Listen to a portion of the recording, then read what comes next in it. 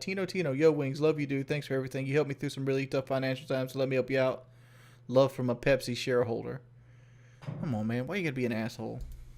I'd love for you not to come in here in my chat and troll me. No, my doctor hasn't okayed the surgery. I don't go back to her to the end of this month. It's most likely going to be Mexico, honestly. But I want to do it safely as possible. You know what I'm saying? Like, I want to have the most minimal risk as humanly possible. She's going to determine based off what my blood looks like if she wants to go ahead with the cardio stress test. All right, I'm gonna respond to this, even though I feel like it's a troll comment. I understand the surgery is not a cure-all. I've read about it.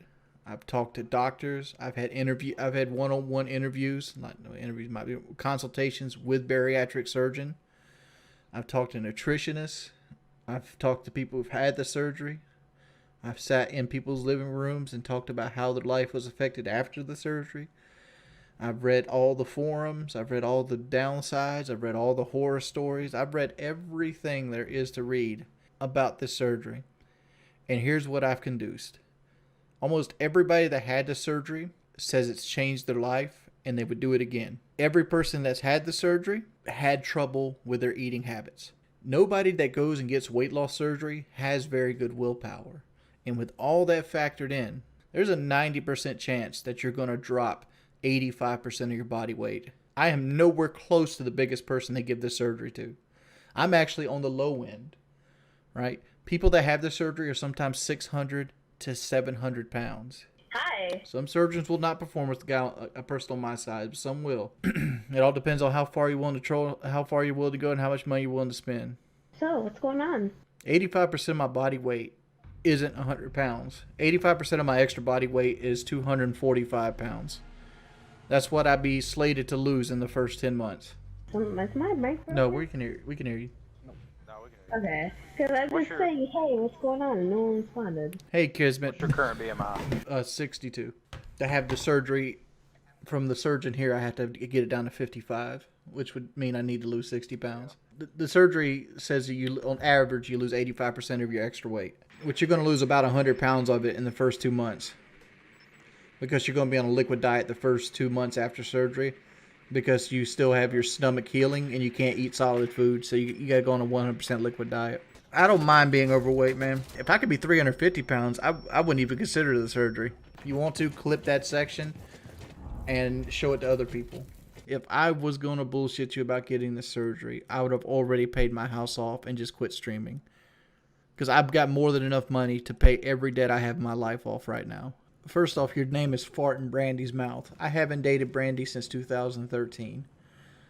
And like the fact that you want to take people from my personal life and degrade them on the internet for your own little laugh shows you what kind of person you are. Second off, it's been 7 months, not 8 years, right? But like, I don't want to talk about surgery anymore. I want to talk about something else. I'm going to get the surgery regardless if you guys want to support me through it or not. I didn't have to make the last video. The last video got me hate. I knew it was going to get me hate. It's just like today. Like, what made me sad was like I seen a video today of somebody like pretending like I sit here and e-beg all day. I'm not uploading a new video. I'm done with YouTube. Everybody turned their back on me, so it's like, fuck it. Like, people got to see an actual breakdown from me on stream. And instead of being like, oh, that sucks, this is hard to watch, they decided to laugh and make fun of me. No, it's not my fault. It's not my fault. It's not my fault to choose, like, when I was in a bad mental state, that people would sit there on a game I didn't want to play and fuck with me. Hardcore. Like, I was in a terrible mental state in November. Terrible. And playing Call of Duty in its broken state did nothing to do to help it. And try to sit here and blame me, saying it's my fault that I chose to be there, is the only way I knew how to make money at that point.